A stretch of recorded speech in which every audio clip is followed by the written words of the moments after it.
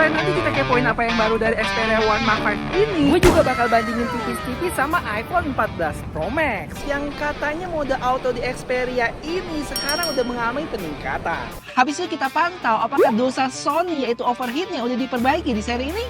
Yuk kita cari tahu. Oke guys, jadi sekarang gue lagi OTW ke Sony Store Wisma Atria, daerah Orchard, mau pick up Sony Xperia One Mark 5 gua nih yang baru nongol hari ini di Singapura. I want to pick up my Xperia One Mark 5. Udah, harusnya dapat headphone, tapi ternyata mesti register dulu, nanti baru bisa di-redeem. Udah, sekarang kita unboxing dulu guys, let's go.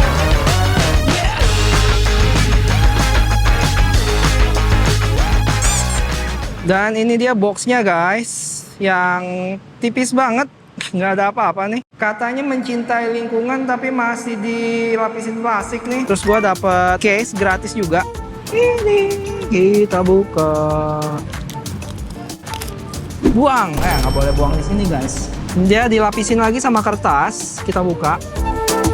Dan kalau kita lihat ini bahannya ya, ini mirip kayak kertas atau karton gitu ya. Dan buat yang nggak ada gambaran itu udah kayak penadah karton buat telur gitu, kalian tahu nggak sih?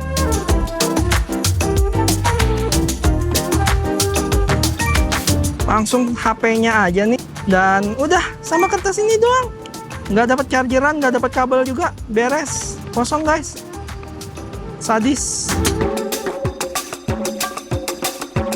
Dan langsung kita buka aja.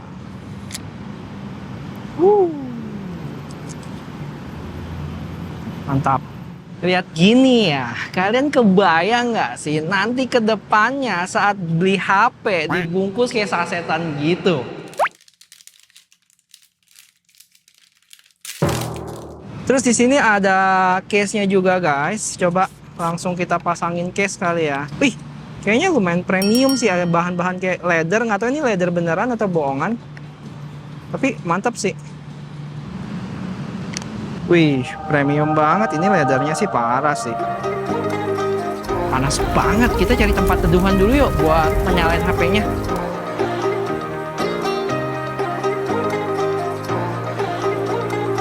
Tiba-tiba jadi terang banget guys. Kita pindah ke sini aja. Kalau dilihat nggak terlalu banyak ya bloatware-nya, cuman ini doang. Untuk storage-nya kita coba cek. Udah kemakan 29 GB ya, dari total 256 punya gua. Ternyata by default refresh rate-nya itu belum aktif ya. Ini kita masih nyalain dulu. Oke guys, dan sekarang baterai tadi kita lihat ada di 61% ya. Dan gue pengen install dulu, sama kayaknya mau cari ini deh, SIM ejector buat tuker SIM card langsung kita pakai. Dan lihat nanti sampai malam tinggal berapa baterainya. Yuk, cus.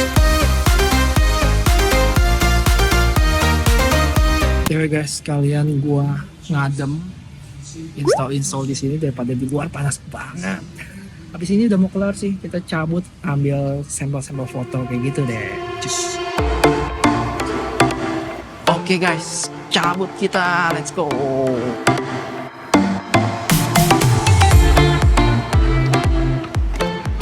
Impresi gue tentang HP ini, walaupun mirip desainnya dengan versi-versi sebelumnya, tapi kalau dibandingin sama flagship dari brand-brand lain, HP ini tuh punya karakter yang kuat ya, beda dari yang lain. Contoh, di saat HP-HP lain berlomba buat gedein kamera modulnya, si Sony ini tetap mempertahankan desain kamera modul yang minimalis. Habis itu dia juga nggak ikut-ikutan punya notch-notchan, hole-holan, ataupun layar curve. Dan hasilnya?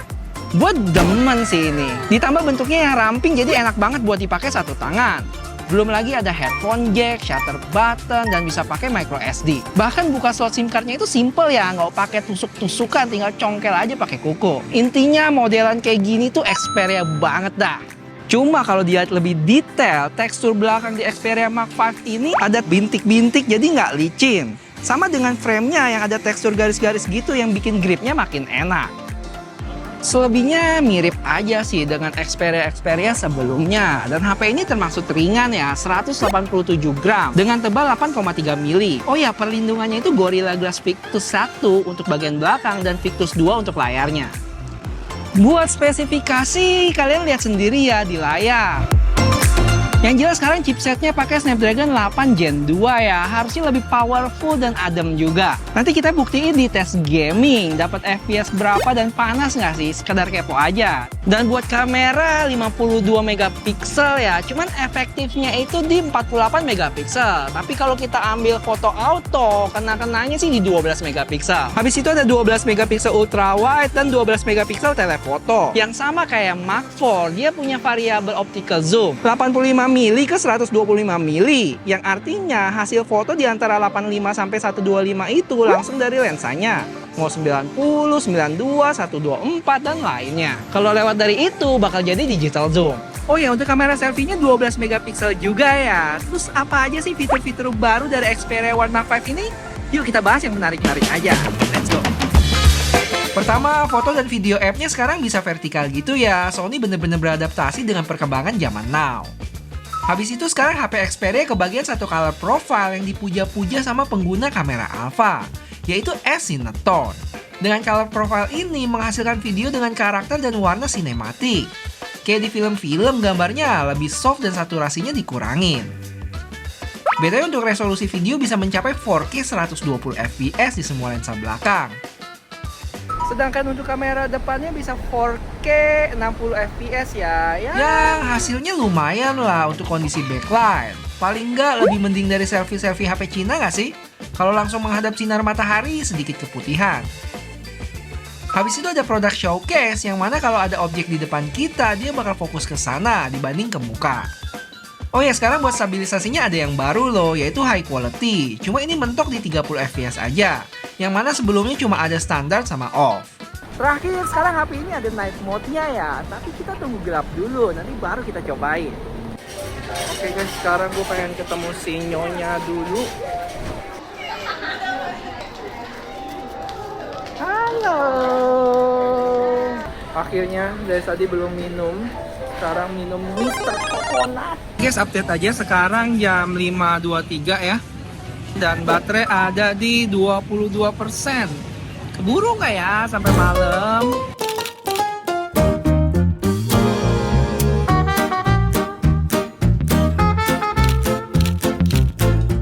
Oh ya, di Xperia One Mark V ini ada fitur Creative Look juga loh. Total ada sekitar 5 pilihan. Misalnya ini yang standar dan vivid gue samping-sampingin. BTW kalau dibandingin sama iPhone, skin tone di Xperia agak kemerahan atau ungu gitu ya, dan lebih dimulusin. Terus untuk backlight cenderung lebih gelap dan kadang exposure di lensa telenya bisa over. iPhone emang susah dilawan sih untuk pemrosesan gambarnya. Buat video lagi-lagi susah nih buat imbangin iPhone. Video selfie ini cenderung lebih putih dan dynamic range-nya kurang di Xperia. Untuk video kamera belakang, hasil dari Xperia mirip banget kayak karakter mirrorless atau DSLR gitu. Yang mana kita mesti pilih salah satu, mau expose langit atau objek di depan. Kalau mau dua-duanya, ya adu-aduan siapa yang lebih baik komputasional video atau fotografinya sih. Dan dalam hal ini, iPhone masih susah dikalahin. Tapi ingat, ini gue tes mode auto di Xperia ya. Kalau mode manual bakal beda sih ceritanya, dan balik lagi ke preferensi masing-masing. Oh ya, gue sempat coba burst shot sambil bergerak gini, dan hasilnya walaupun nggak semuanya fokus, tapi paling nggak ada beberapa yang masih tajam. Di Singapura, HP ini punya dua warna ya, ada hitam sama hijau butek gitu, atau yang dibilang itu green khaki. Untuk variannya cuma ada satu, 12 plus 256, seharga 22 juta.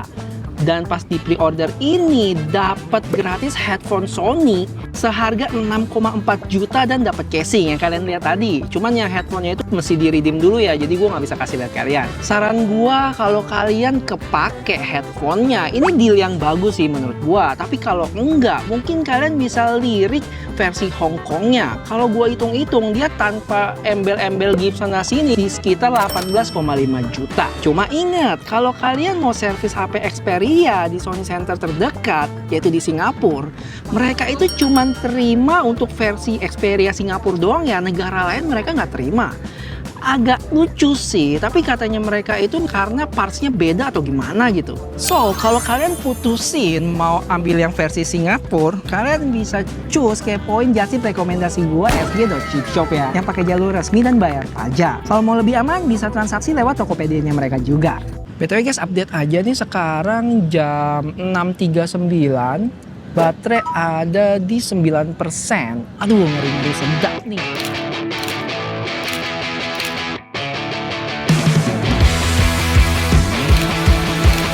Gawat guys, kebanyakan syuting, baterai udah tinggal 6%. Gawat, udah mau jam 7, kayaknya masih ngecas dulu nih.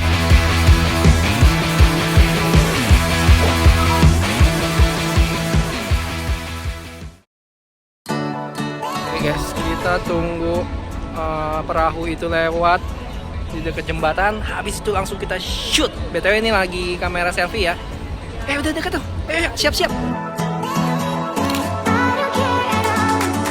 Pertama yang kalian mesti tahu, mode di Xperia itu cuma bisa auto atau dimatiin sama sekali ya, nggak bisa always on. Ketahuan on atau enggak ya pas jepret ada loadingnya gitu. Dan hasilnya lebih terangan dikit daripada iPhone, dan menurut gue terangnya masih wajar ya, bukan yang bikin kelihatan jadi siang hari gitu. Untuk warna gue bisa bilang lebih akurat sih dibanding iPhone, kecuali buat telefotonya jadi pucet gitu, sama lagi-lagi foto selfie-nya yang emang lebih lemah dibanding iPhone.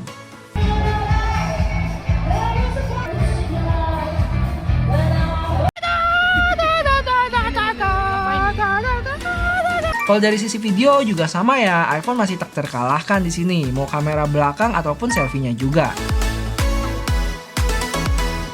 Oke guys, jadi kita udah ngaso nih dan update aja, baterai ada di 12%. Aduh, terangan ya.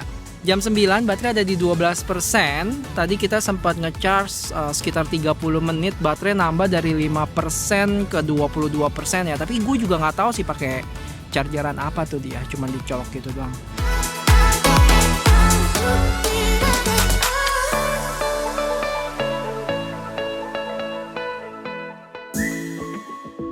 Terus sampai rumah gue ngecas lagi pakai chargeran 20 watt dan selama 30 menit baterai nambah dari 12% ke 54. Dan menjawab pertanyaan awal, apakah Xperia bisa mengalahkan iPhone?